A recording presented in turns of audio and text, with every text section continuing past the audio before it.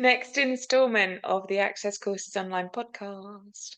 I'm Jane, and today I'm joined by Kate Ramsell, hi. I'm currently a freelance trainer and consultant specialising in primary education with children with special educational needs. Yeah, you do. And you're also my best friend. So I'm really, I'm really excited to talk to you today in kind of this in this space. So what we're doing is with the podcasts are talking to different people who are either currently on the Access course because they're looking to change their career or follow their dreams, whether it's lecturers for Access Courses Online, so they can talk a little bit about how the Access courses work, or professionals in industry at the moment, which is kind of why we're talking to you today, because you're somebody who is a professional in the education sector, and Yeah. you did a degree to pursue that. So we just kind of want to hear a little bit of your story, because I mean, obviously I know that it's inspirational, but it's so inspiring to hear other people who are thinking about going down a similar route, and you can't be what you can't see. So people hearing your story and your journey will be able to identify and say, aha, and then, you know, take it from there. So Yep. can you give us a little bit of context about life before your degree, and then what was the turning point that made you feel that a degree was the next right Okay. thing for you? So nobody in my immediate family, as in who I live with, had ever gone to university. And it wasn't really something that I had in mind to happen after college. It was just like, school is finished. What do I do now? I'm going to go to college because that's what you're supposed to do. But I didn't really have a clear idea of what career I wanted to follow down. And so I did health and social care, GMVQ, and kind of bumbled through that. And then, as luck would have it, I kind of found a passion for childcare. But unfortunately for me, for a variety of reasons, I never got to do my MVQ3 in childcare. I mean, I physically did it, but didn't get qualified because there were circumstances beyond everybody's control in the college. It wasn't just me, it was the whole year. I mean, And ironically, we didn't get our qualification, but we did get each other. we did get each other, yeah. We didn't get the certificate, but we did get each other. And for me, college courses were difficult anyway. I'm dyslexic, and so academically, at that age, I still had no confidence in my ability. I was still very much focused on how I could put sentences and paragraphs together, and not focusing on how fabulous the contents was. I was just all about hang-ups about grammar and spelling, basically.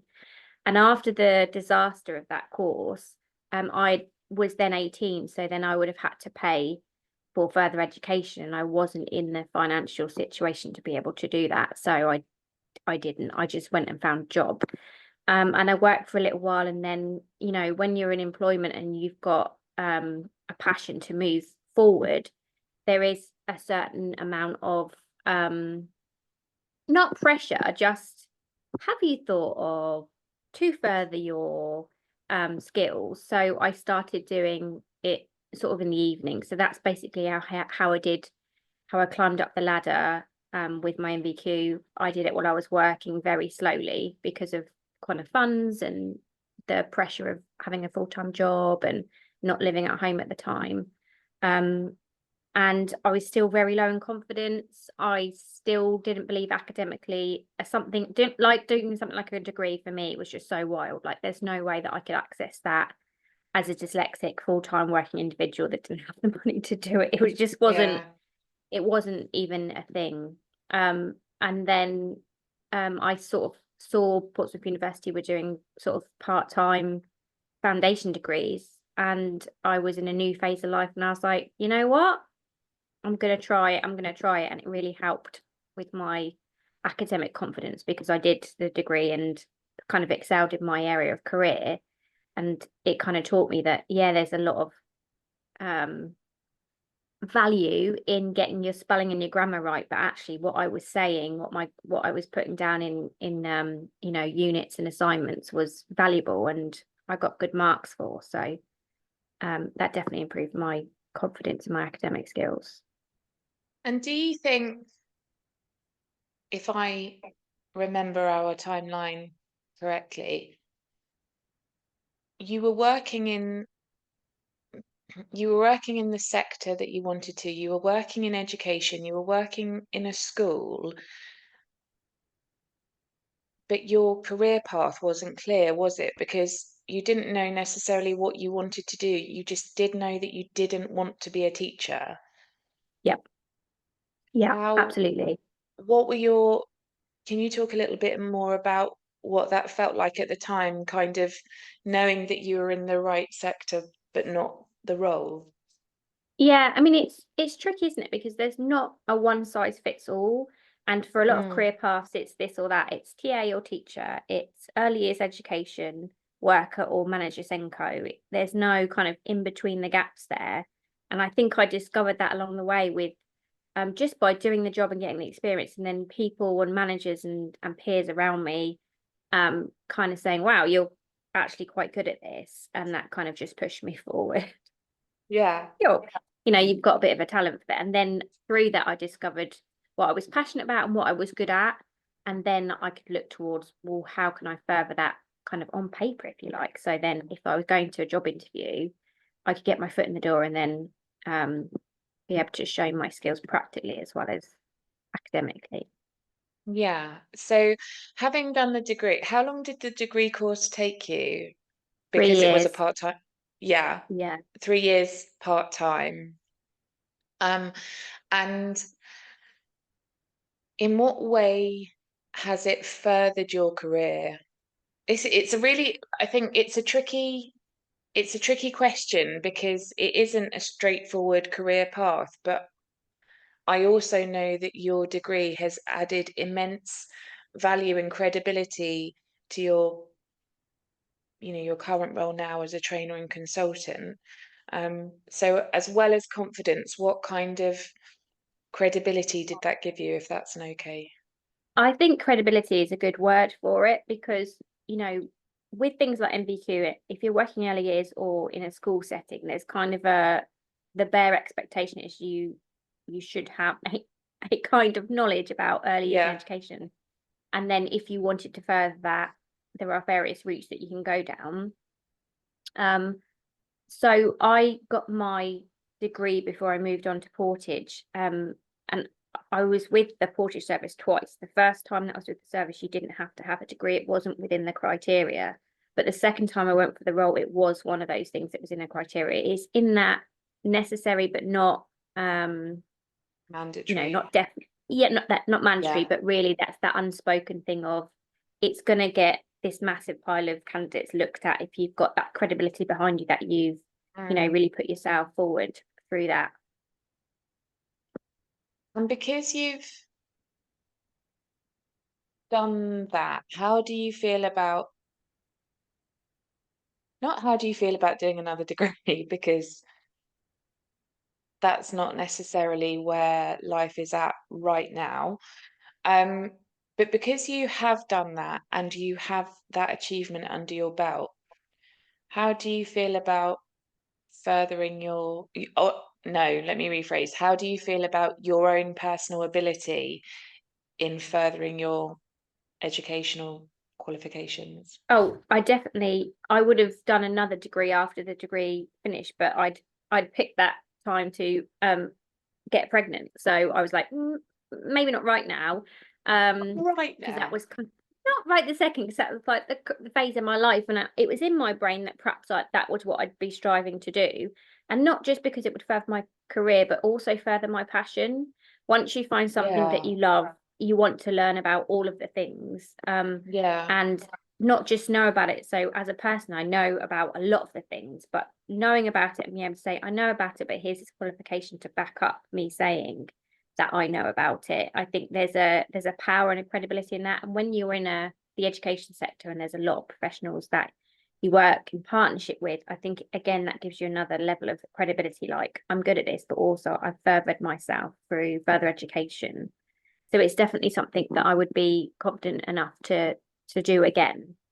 It was a long journey Yeah. for me, but once I did it, I was like, oh no, I can do this, and I could carry on doing this if I so chose to.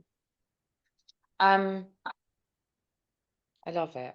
I just so I think it's so inspiring. It is so inspiring. You touched on um your dyslexia. It's difficult actually when you know somebody to not share too much. Um, Hmm. but because I know you, I know how you have been treated throughout your whole academic life around your um, spelling and grammar, which is just so frustrating because you are such an intelligent person. You're so talented, and there are lots of people who would, potentially use that as their label of why they can't do things. And which I think is completely reasonable, by the way, if you've kind of experienced almost the narrative that you've experienced over the last 30 years, without giving away your age. I think it would be more than understandable if you didn't want to and you let that kind of narrative define you, but you absolutely refuse to be, It pigeonholed by absolutely took a leap of something. faith. It took a leap of faith, but it also took me to find my thing. Because if you're not Yeah. confident and you don't have your thing, it's a really wobbly, there's a lot of worry and anxiety that comes with it. But if you're confident in Yeah. your, it helps because you're like, no, I know this. So if I can't spell it, that's fine, but I still know it. And yeah, absolutely my especially my sort of secondary years was really quite tricky because my mum was told a lot that I was just kind of a lazy kid because I was far too intelligent to be dyslexic. And I didn't get diagnosed until I was in year 10. And by that time I'd kind of chucked the towel in, as it were, and decided that fine, I'll be that lazy kid if that's what you're saying I Yeah. am. And lucky for me, I found my passion. Because I found that it pushed me to try harder, and then it became easier. Not always easy. I mean, thank God for Word, right? And the Yeah. spell check. Yeah. But yeah, absolutely. And also culture's changed in that time, hasn't it? And lots of people now are putting on their email signatures, apologies, I am significantly dyslexic. I try my best, but please don't think Yeah. less of me. That's just the cards I was dealt, and everybody's completely understanding now. Well, not completely, but it We're is a getting different. there. Yeah, but it is a different time to certainly what it was when you were at secondary school. What I just thought of another really interesting question that I have forgotten. I was so busy listening to you. So it's given you confidence, it's given you credibility, it's given you opportunities. Mm, Is there yeah. a is there a practical application? Now you're in your dream skill set of being a trainer and consultant. Is there practical application of what you've learnt on that course that is applicable now, or was it just a stepping stone? I think, Not that there is a right or wrong answer, I'm just yeah, I curious. mean, mainly it was a stepping stone because my field of interest is special educational needs, and the degree was just early years in education. Unfortunately, at that time, the units within that about special education needs were really quite tiny in comparison to the rest of the course material. Um, I mean, I definitely learned more about writing and researching, which really helps in my role as a trainer, because when I'm running a training, even if it's my field of knowledge, I want to make sure that my research is up to date. So if I'm running Yeah. a course, I'm always fact finding and making sure that I'm doing that Yeah. correctly and representing people. If I'm quoting, I'm making sure I'm representing that properly as well. So those skills I definitely don't think I would have had I not done the degree. Yeah. No, you're right. That's really interesting. Isn't it interesting? I know you and I didn't know that. It's interesting. Um, I also want to take this opportunity to publicly cheerlead you and make you cringe because this isn't Uh-uh. direct this isn't directly attributed um to your degree, but you currently at the ripe old age of 40 plus are a celebrated award winning member of our community, having gone through all of the challenges that you've gone through,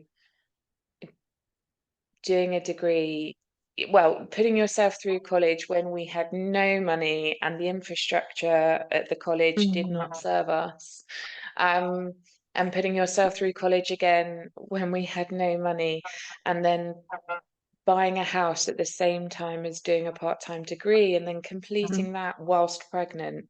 Um, and then and then just working so diligently for the families that you work with, and now that's the feedback that you get for your training consultancy is just, I think, I know I'm biased, but I think it's really powerful. And you were the recipient of the Inspirational Women of Portsmouth Award last year for the education sector because of how inspirational your journey's been. How does it feel to look at those challenges, which in the moment were almost insurmountable? I mean, on paper, it's madness, isn't it? If we look at the Mm. timeline, it's it's almost insurmountable, and yet here we are now, and you are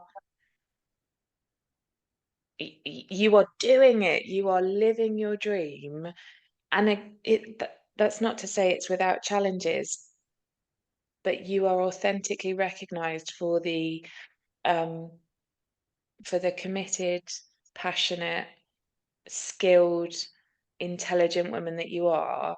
How does that feel? Um, it is mind blowing because you just keep doodling along, doing life, and it's it's difficult to kind of be like, yeah, I'm amazing, because there's still so many challenges out there that I want to Yeah. get my teeth into and kind of not sort out. Sorry, that sounds like, oh, we'll sort it out. There's just some Pull my challenges that I sleeves really want. up. Don't worry, I've got this. I've got this. Just want to, really help support the city with, because having siblings that have got additional needs, I know what it's like for families, and I've seen their education journey. They're both plus 25 now, so they've been through all of those. And so I just want to keep doing what I can, um, and kind of educating, because everybody, the amount of practitioners that I've met along my way that have got that spark that I had, that I want to help ignite, so then they can be the next generation of people that are striving for the best for these children in tough times. So it's nice to be recognized. It was a massive shock, particularly for the time in my life, it being such a massive challenge, but it did kind of give me more confidence again to be like, no, I'm doing this. I can do this. This is good. Like, yeah, I'm good. I've got this. I can keep going. So yeah, never underestimate, people shining a light on you when you're just kind of going about your everyday life, because people need that warm hug of appreciation sometimes. 100%. And I feel that over and over and over again when I do these podcasts and I hear the different stories. I'm just so inspired because maybe it's a personal thing. People cite experiences, and when I'm listening in my head, I think, oh, yeah, no, I would absolutely use that as my reason to not do something. And then you kind of meet people like you and the other people that I've talked to on the podcast, and they're achieving and they're glowing and they're being celebrated and they're realizing their dream. And I think it's yeah, it's powerful stuff. So I'm really, really grateful that we had the opportunity to tell your story a little bit and show anybody that wants to work in the world of education. I'm hoping to talk to some teachers too, because obviously that's a massive um, passionate area for so many people. But Hmm. I think your story is really, really interesting and impactful for people, you know, like you that just knew they didn't want to be a teacher, but they knew that education and support, and then specifically SEND was their field to be in. So I think that's really going to resonate with lots of people. So thank you. You're very welcome. You're very welcome. Oh, Yeah.